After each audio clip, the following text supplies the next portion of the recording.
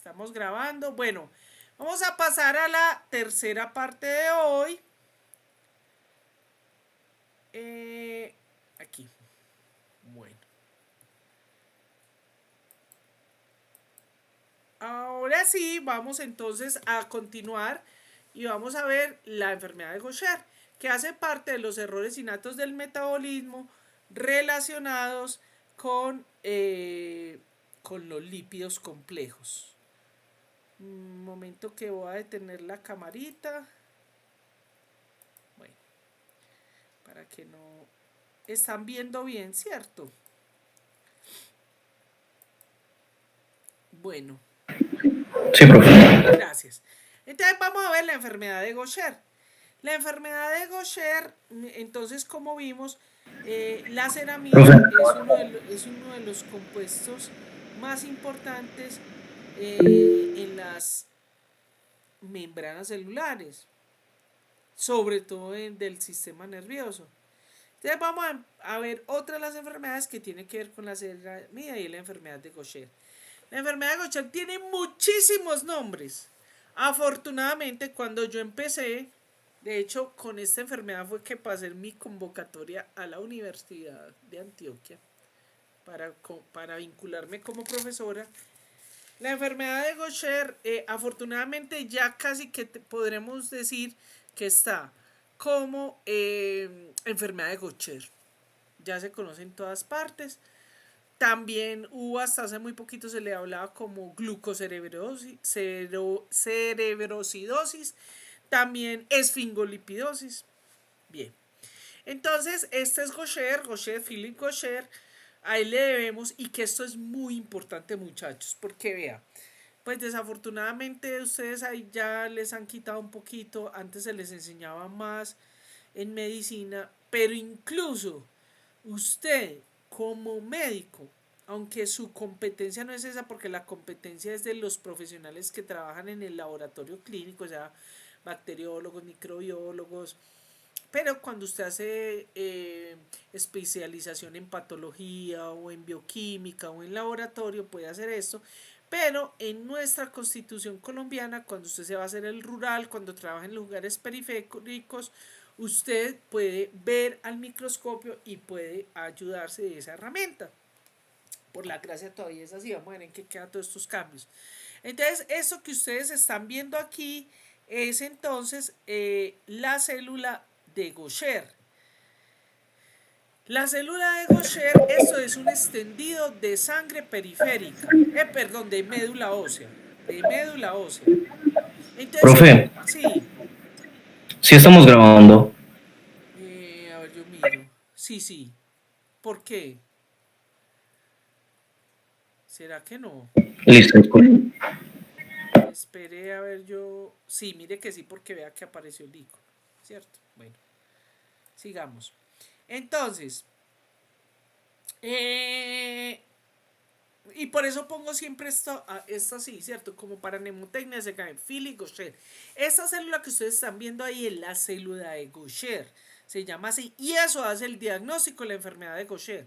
Por dicho, es patognomónico con la enfermedad de Gaucher. Si hay estas células, hay enfermedad de Gaucher. ¿Cómo la reconoce usted? Pero, y lo mejor, pues lo peor para los pacientes, pero lo mejor. Eso se ve en médula ósea.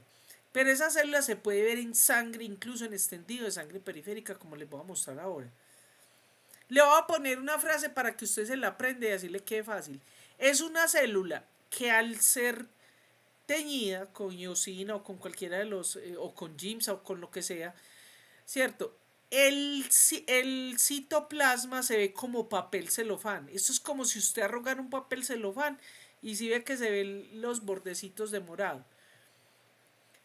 Y eso ya es el diagnóstico. Entonces, y muy interesante porque este doctor lo que hizo, pues imagínense, era en 1882, o sea, terminando el siglo XIX.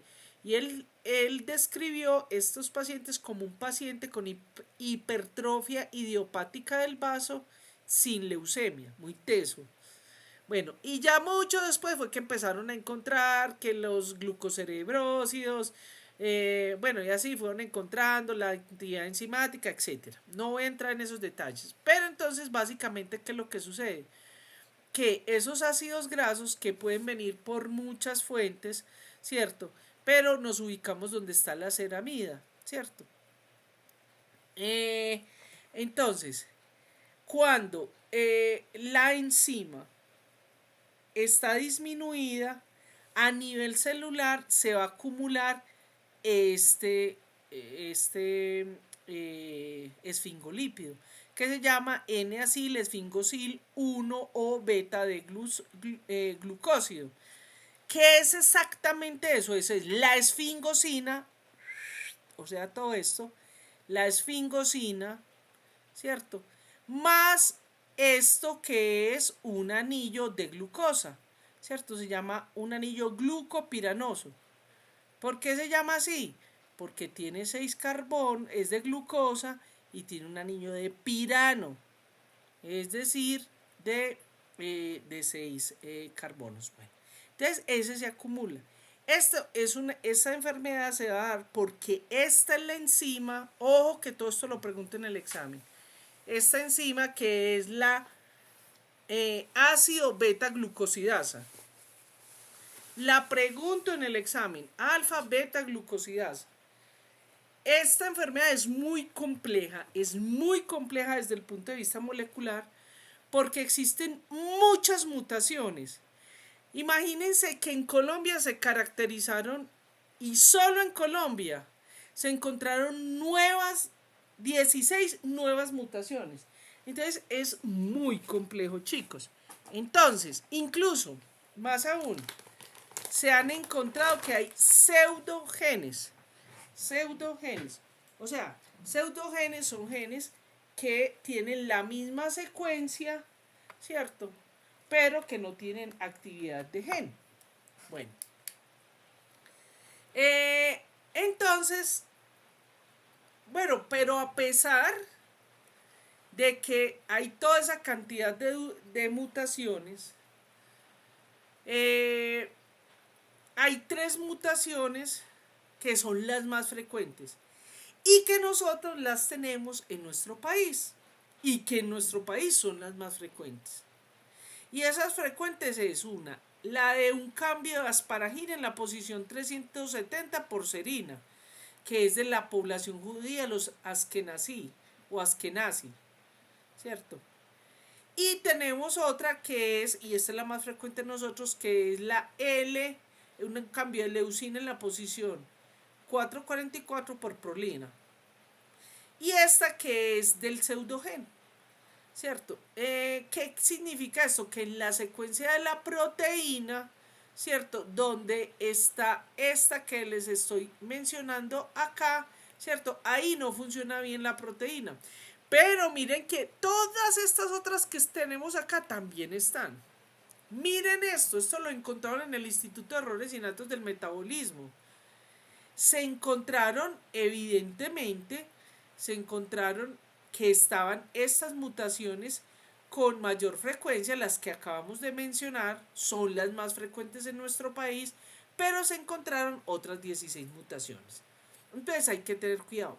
Miren esto. Aquí les estoy mostrando entonces por diferentes extinciones como si usted ve esta célula que parece papel celofán, sea con GIMSA, con eosina, o sea por otro tipo de tensiones, se puede hacer el diagnóstico. Pero, espere, le digo, no crea que eso va a ser lo único que usted puede hacer. Esa fue otra de las razones por las que me enamoré y me puse a estudiar esta enfermedad. Porque esta enfermedad usted puede hacer el diagnóstico por hallazgos de imaginología, que si bien no son patognomónicos, ¿cierto? Hay uno de ellos que es sí o sí una enfermedad de Gaucher. Y se la pregunté en el examen. Pero bueno, miren esta gráfica que también es muy importante porque fíjese que es una gráfica, si han visto cómo hemos presentado la mayoría, cómo les he presentado yo las mayorías de estas enfermedades. O sea, tipo 1, tipo 2, No, en cambio mire que en esta, es decir, como que el tipo 1 se cruza con el tipo 2 y el tipo 2 con el 3, ¿cierto? Entonces es muy complejo, es decir, tenemos desde pacientes asintomáticos, ¿cierto? A pacientes que tienen pues una ataxia impresionante, ¿cierto? Pero miremos, podríamos decir entonces lo siguiente, a pesar de que se cruzan esas manifestaciones clínicas, que tenemos la tipo 1 no neuropática, la neuropática infantil y la neuropática crónica. Vamos a ver la no neuropático tipo 1, es la más frecuente, por la grasa es más frecuente. Miren que ya está muy viejita esta foto, pero yo la adoro porque esto es el resumen de la enfermedad de Gaucher. ¿Y por qué la adoro? Porque aquí hay todo.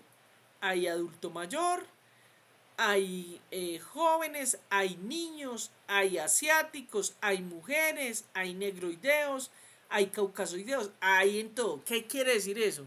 Que esta enfermedad se presenta en todas las etnias, ¿cierto? También me gusta, ¿por qué? Porque presenta lo que yo le voy a preguntar en el examen, que es la deformidad que usted puede encontrar por casualidad cuando tenga uno de sus, sea porque usted se dedica a radiología, porque está en un municipio y le toca ver unos rayos X. Si usted ve que hay una deformidad tipo frasco Erlenmeyer, que ahora se lo muestro bien para que lo aprenda, usted puede pensar, sospechar y decir, uy, este paciente puede tener una enfermedad de Gaucher. Pero además de eso se pueden realmente, y como vamos a ver, lo que ustedes van a detectar es muy poco probable que se vayan pues a, como le digo, los eventos óseos casi que son de pura casualidad, ¿cierto? Porque hubo una fractura, porque, es decir, usted hizo unos rayos X y encontró la deformidad o incluso infiltraciones de médula ósea, osteopenia, osteonecrosis, usted puede llegar a encontrar eso. Pero usted lo que más va a encontrar en esto va a ser una hepatomegalia y una esplenomegalia importantísimo, vamos a ver ahorita. Miren, incluso pacientes nuestros, es una hepatoesplenomegalia, o sea, aumento del hígado y del vaso muy prominente. Es decir, los niños tienden a ser barriconcitos, pero estos niños son excesivamente más barricones. También, pues lógicamente, como hay un problema a nivel hepático del hígado, ellos son lo que llaman popularmente las mamás o las señoras escuálidos. ¿Qué quiere decir eso?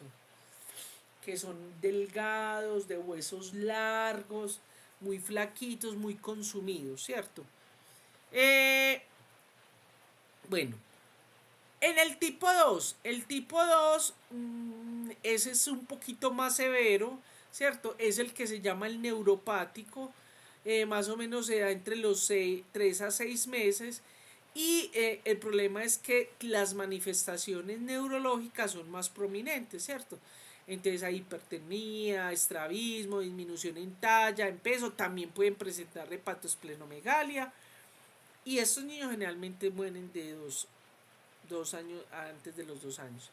Y el tercero, que es muy raro, yo no conozco ninguno, ¿cierto? Muy raro, es también neuropático, es más crónico, entonces presentan oftalmoplegia, epilepsia, ataxia central, espasticidad, demencia y los desórdenes hematológicos. Pero vamos a centrarnos un poquito en esto que va a ser lo que esto, chicos, y esto lo he visto yo, es como se ve. Este pues es un paciente con una esplenomegalia importante y estos tienen tanto hepato como esplenomegalia, liver o un spleen, ¿cierto? Lo más interesante de esto y lo más importante, bueno, el problema es que entonces, claro, al afectarse el hígado y el vaso, entonces tiene una serie de complicaciones. En las óseas, básicamente, ¿qué es lo que va a suceder? Como vimos que lo que sucede es que hay un aumento masivo de las células de Gaucher, que es un estado de las células. Acuérdense que la médula ósea es la fábrica donde se producen varias líneas celulares, es decir, son células madre, tanto la línea blanca, la línea roja como la línea de plaquetas. Entonces, esos macrófagos, pues los que se convierten en macrófagos, están repletos de ese glucos del esfingolípido, ¿cierto? De la esfingosina. Entonces, eso lo que va a hacer es que va a ocupar mucho el espacio, entonces va a ser lo que se llama una presión mecánica intraósea, o sea, va a ocupar mucho espacio de eso, entonces no se va a desarrollar adecuadamente el hueso. Entonces va a haber problemas a nivel de las células, no de la médula ósea, las de la célula madre, sino las que van a dar origen al hueso, ¿cierto? La de los osteoblastos y osteoclastos, ¿cierto? Pero además de eso, como se empieza a hacer esto, hay una reacción inmunológica de interleuquinas, interferones y citoquinas. Entonces, eso va a llevar a que se empiecen a dar todas esas manifestaciones. Es decir, el hueso no va a crecer adecuadamente, entonces los niños no crecen bien, los huesos tienden a crecer largos, tienen fracturas, dolores, osteonecrosis, pueden tener infartos medulares, ¿cierto? Y eso es una foto post-mortem de un paciente con una enfermedad de Gaucher. Miren que esto aquí es como ahorita les voy a mostrar una foto de el frasco de Erlenmeyer. Esto es como un frasquito de Erlenmeyer, que es un frasco que utilizamos en el laboratorio. Pero aquí se ve, por ejemplo, la osteoporosis, ¿cierto? Tenemos necrosis y infartos hemorrágicos. Hay lesiones a nivel de la base cortical. Mire el frasquito de Erlenmeyer, vuelvo y se los paso acá. Si ven que es igualitico, ¿cierto? Lo pongo en el examen. Entonces, usted con esto, incluso así no viera las células de Gaucher, usted puede hacer el diagnóstico. Hay hepatoesplenomegalia, hay anormalidades, porque usted apenas vea eso, usted puede mandar a medir los huesos largos.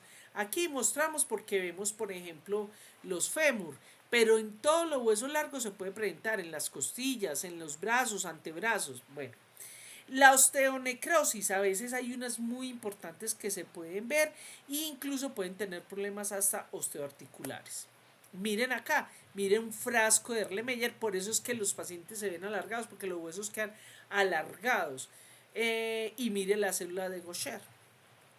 Bueno, ¿qué es lo que sucede a nivel? Esas células de Gaucher entonces salen a la médula, salen de la médula ósea, por eso usted lo puede encontrar en sangre periférica. En sangre periférica no hay células de Gaucher, entonces si hay, ojo con eso. ¿Qué pasa? Que esas células de Gaucher entonces se van a acumular porque son más grandes, son hipertrofiadas, entonces ellas se van a acumular en las células de Cooper. Entonces el hígado, para tratar de suplir eso que lo está afectando, entonces empieza a crecer, a crecer. Lo mismo va a pasar a nivel del vaso.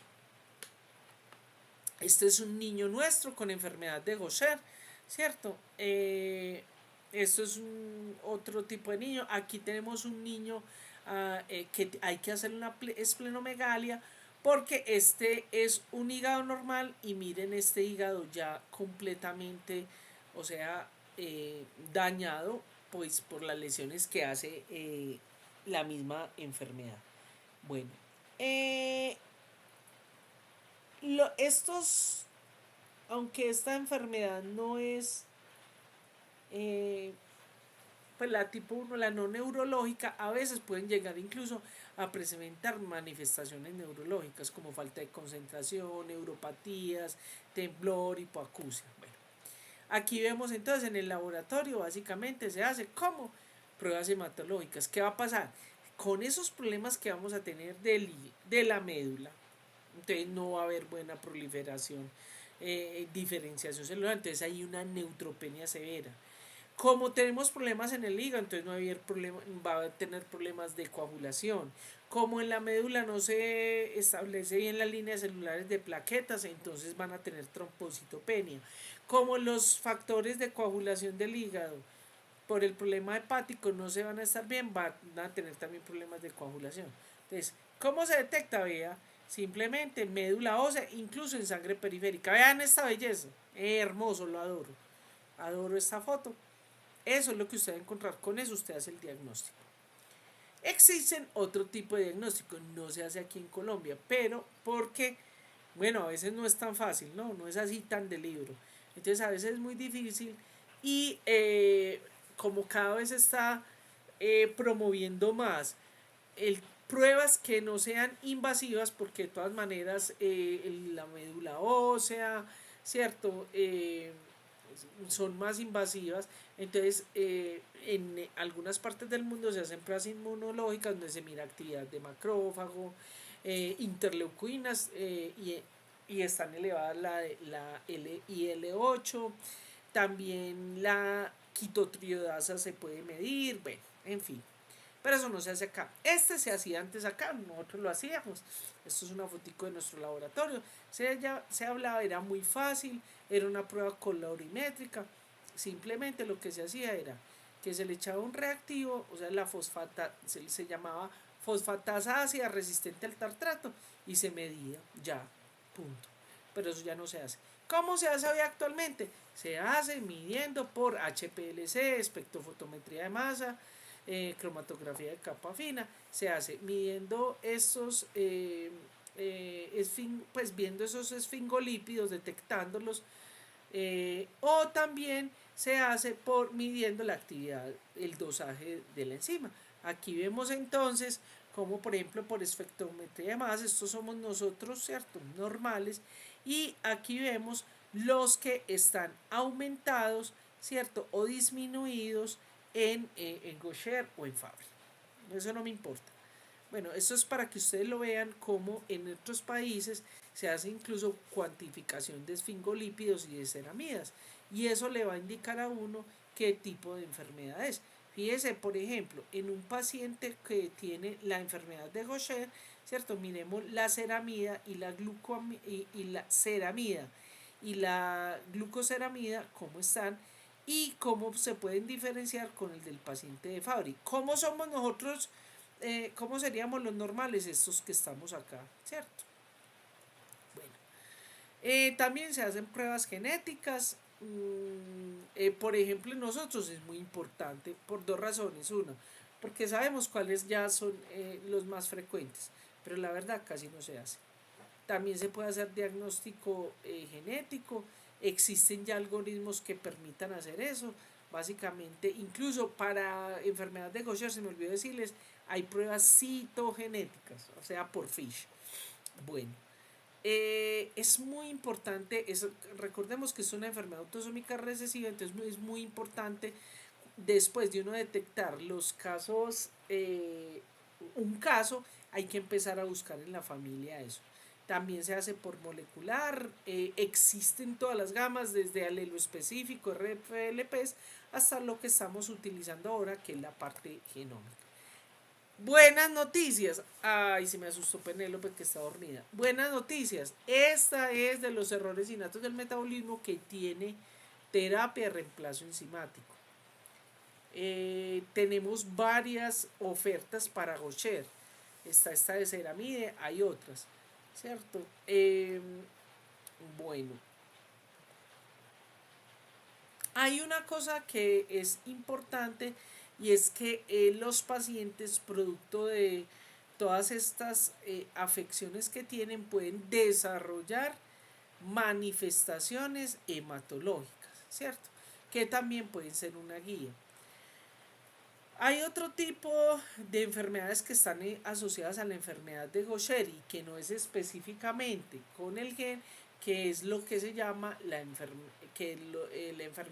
de Parkinson o algunas neoplasias, como el mieloma múltiple. ¿Qué quiere decir eso?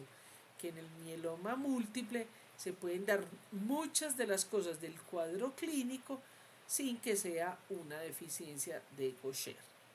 Bueno, aquí vemos entonces los algoritmos que se proponen Estas es de las enfermedades que hay que hacerlas, sobre todo porque como se detecta desde los niños, entonces sobre todo para no afectarles el crecimiento y desarrollo. Entonces hay sus algoritmos tanto para niños, ¿cierto? Como para adultos, para que ustedes lo revisen. Aquí está, esta es una de nuestras niñas antes del tratamiento con la enfermedad de Gaucher y mírenla, normal y bien, me encanta, lo adoro. Son muy costosas, lo que sea, pero se puede estar bien. Aquí, bueno, importante pensar en lo siguiente. Siempre las terapias de reemplazo enzimático que van a hacer en el momento en que se diagnostique y se empiece a colocar el tratamiento, las manifestaciones clínicas o, o sí, las manifestaciones clínicas o dismorfismo, pues en este caso, ¿cierto? Disminuyen. Pero si la enfermedad está muy avanzada, hay cosas que no se pueden reparar, como por ejemplo cuando se daña el hígado o cuando se daña el vaso, ¿cierto? Bueno. De las cosas más importantes, las deformaciones y todos los problemas óseos que pueden desencadenar. El pronóstico de vida es muy muy bueno, sobre todo para el para el tipo 1, por eso hay hasta adultos mayores. Pero ojo, eso es siempre y cuando se haga un diagnóstico y un tratamiento oportuno.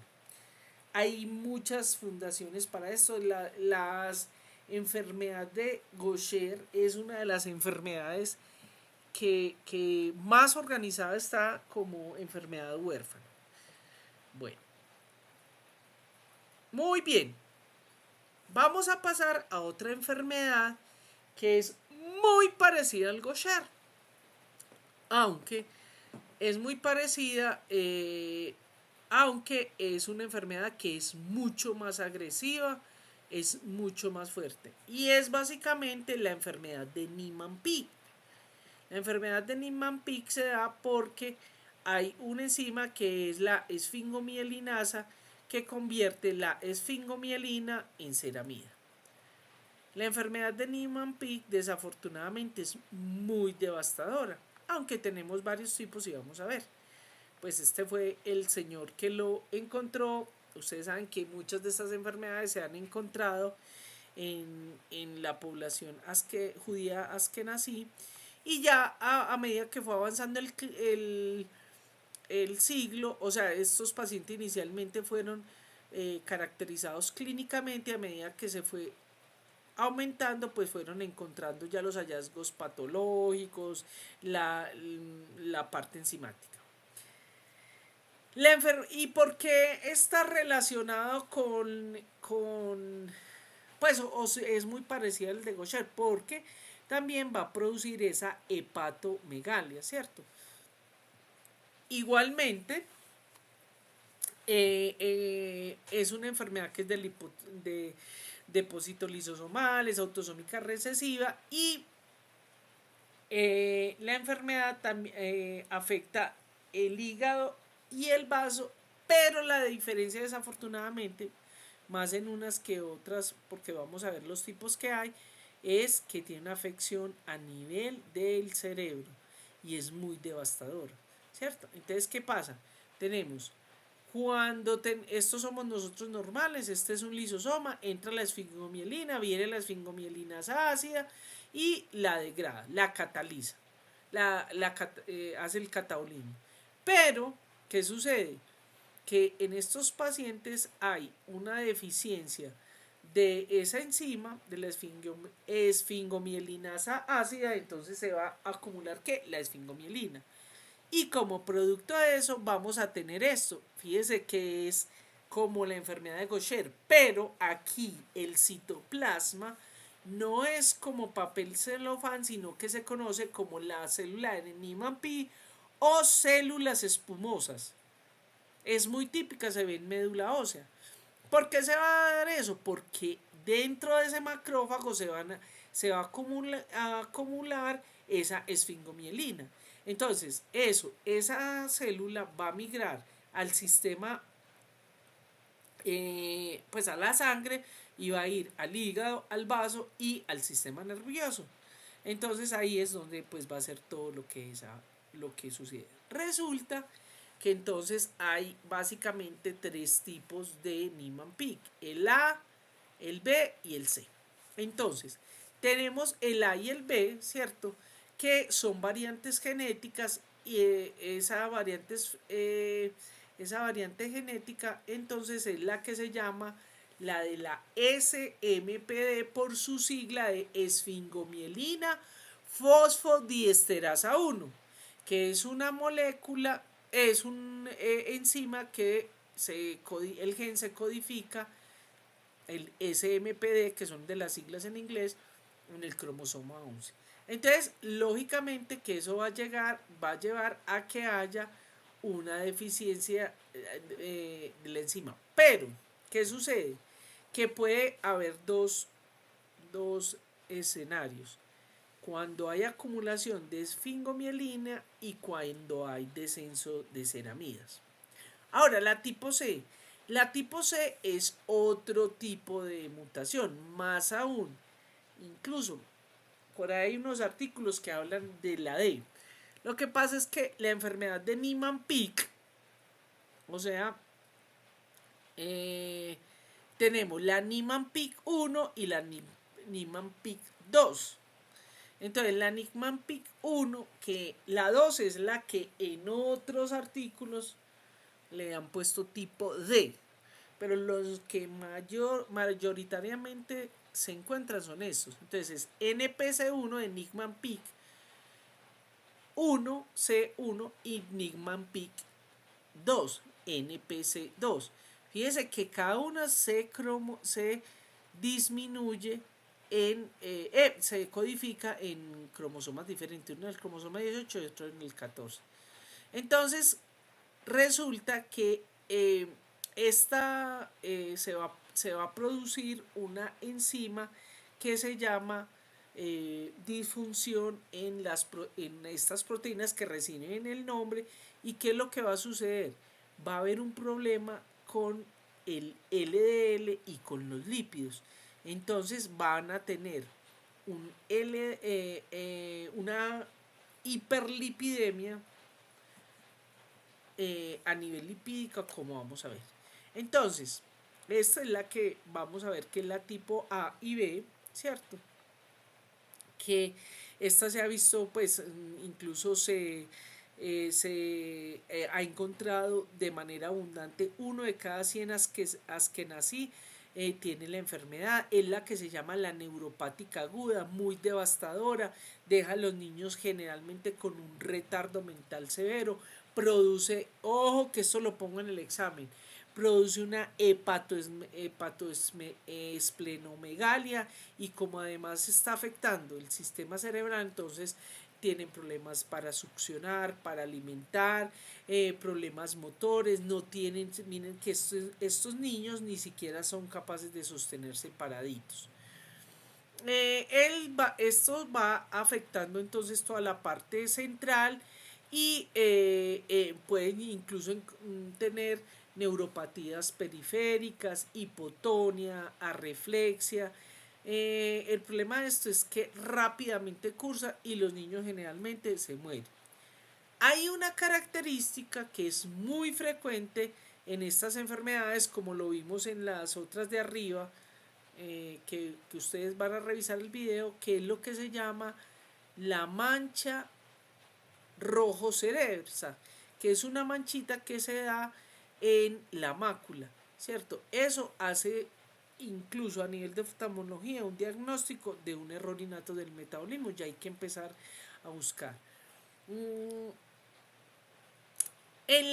Miremos esto que es importante. En la enfermedad de Niemann-Pick tipo A, entonces, ¿qué sucede? Se disminuyen las HDL, se aumentan los triglicéridos y se aumenta el LDL. Y en los lugares donde se pueden hacer histopatología a nivel de nervios periféricos, se van a encontrar inclusiones mielínicas. El manejo, nada que hacer. No tiene, es un manejo desde el punto de vista de las manifestaciones que se vayan presentando en el niño, terapias, procurar las alimentaciones, se han hecho recomendaciones en restricción de algunos tipos de lípidos, eso no está muy claro. Los niños como a veces se vuelven tan agresivos, casi que los mantienen sedaditos. En la tipo B también vamos a tener una hepatomegalia. Esa hepatomegalia puede llevar rápidamente a que haya una fibrosis, un hígado graso, una fibrosis hepática que puede desencadenar en una cirrosis. Estos niños tienen problemas en talla y peso, ¿cierto? En la función pulmonar disminuye, tienen afecciones neurológicas, ¿cierto? Y generalmente, pues sumado a los problemas hepáticos más los problemas neuronales llevan a que ellos no tengan un desarrollo cognitivo. Bueno, en cuanto a la parte de la hepatoesplenomegalia, es lo mismo que vimos en la enfermedad de Gaucher. El acúmulo de esas células espumosas hace que no pueda funcionar adecuadamente tanto el hígado como el vaso, pero además de eso, como recordemos que muchas de estas, porque hay una diferencia en estas células, y es que realmente ellas se diferencian a nivel de la médula ósea, pero salen, ¿cierto?, a sangre, y ahí es donde, aunque la vemos en médula ósea, pero la mayor devastación la hacen cuando salen al torrente sanguíneo y hacen esa esteatosis y fibrosis hepática. Pueden llegar a tener problemas pulmonares, también se acumulan, ese tipo de células se acumulan a nivel del tejido pulmonar, pueden presentar hiperlipidemia, eh, el aumento del hígado, ¿cierto? Que es progresivo. Bueno, otra cosa importante, muchas veces ese aumento del hígado y el vaso hace una presión a nivel de diafragma y a nivel de los pulmones. Entonces eso hace que tengan más infecciones pulmonares, que no puedan respirar bien, bueno, etcétera. Presentan la mancha rojo cereza en la mácula, ¿cierto? Y muchos de estos pacientes quedan, además de los problemas neurológicos, como tienen ese problema pulmonar, quedan con respiración asistida.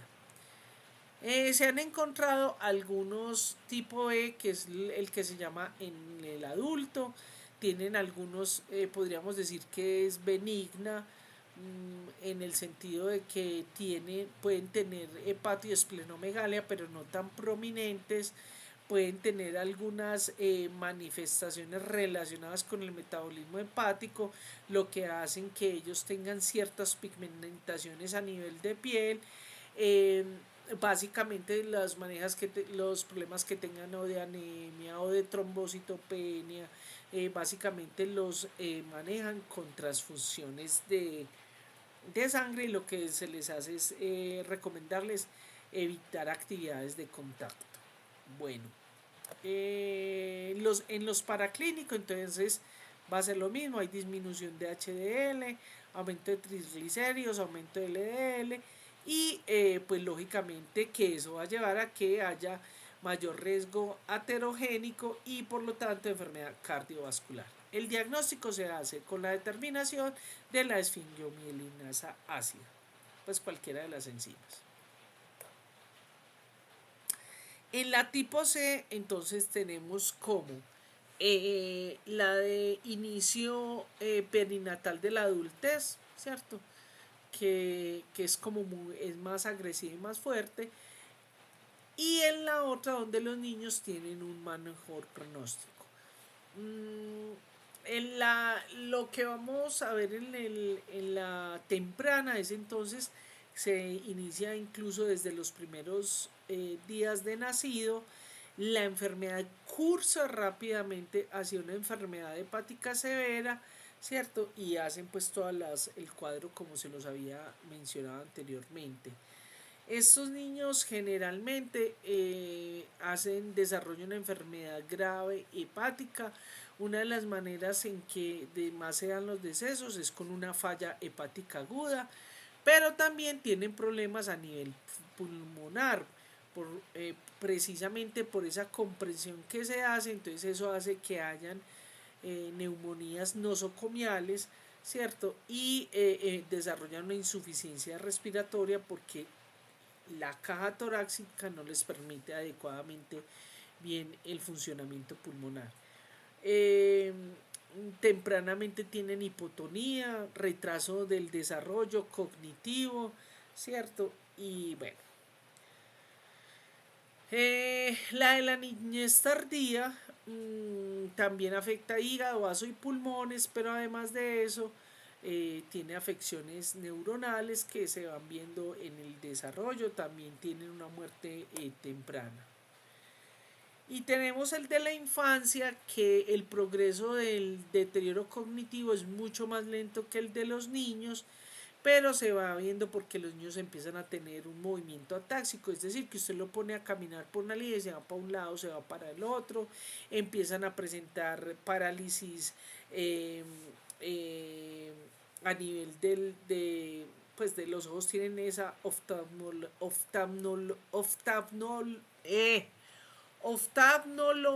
no soy capaz de decirlo.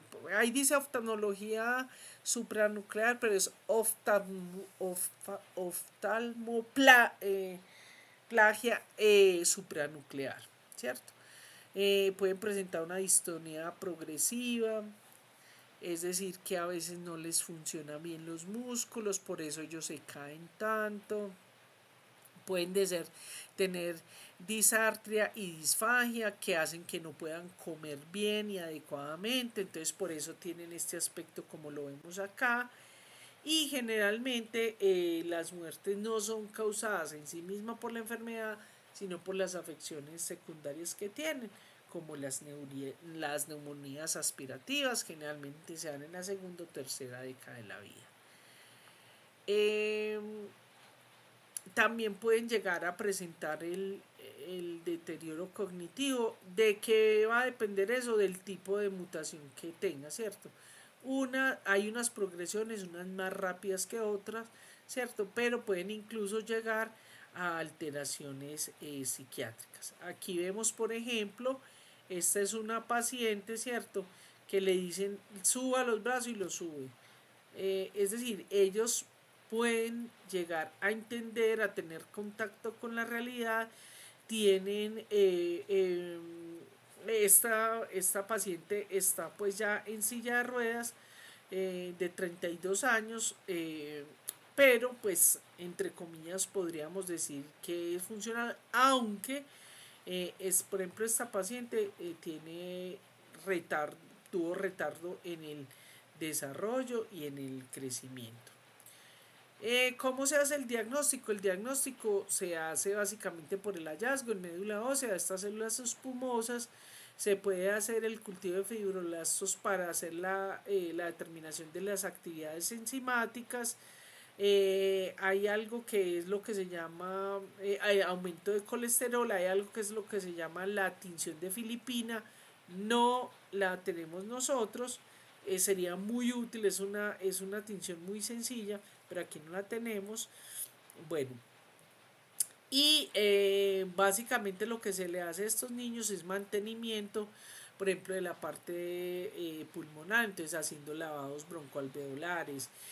Para los problemas que van teniendo a nivel físico, hacer terapias, hidroterapias, eh, actividad física que permitan que el progreso sea como más llevable, ¿cierto? Porque a raíz de que estos niños quedan sometidos a sillas, tienen una serie de otros problemas, empiezan a hacer escaras, a pelar porque además son muy delgados, entonces, por ejemplo, los huesitos de la espalda, de la pelvis a veces están muy a exposición con la silla de ruedas y ese tipo de cosas, entonces, pues eso empieza a darle infección, etc. Bueno, la parte del régimen no es muy claro en Gaucher, ¿cierto? Perdón, en Niemann-Pick. Bien. Eso era lo que yo les decía, ¿cierto? Lo del Niemann-Pick D, pero esto es simplemente como para comentarles que esto está en la literatura, pero claramente es una variante de la tipo C. Bueno, entonces como vemos no hay un tratamiento específico, es simplemente lo que se llama un tratamiento paliativo, es decir, lo que va apareciendo, el síntoma que va apareciendo se va tratando. Muy bien.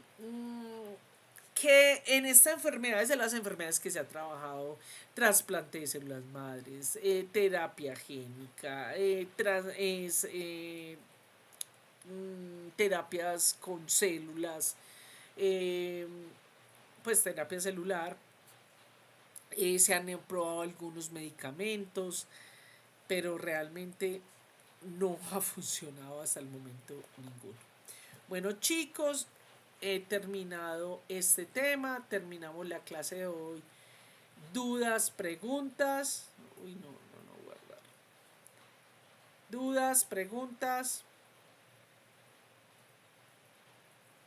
Bueno, chicos, muchas gracias.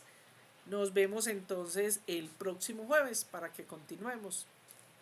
Chao, gente. Gracias. Muchas gracias, profe. Bueno, chao, señor Mora. Hasta luego. Hasta luego. Hasta luego, profe, gracias.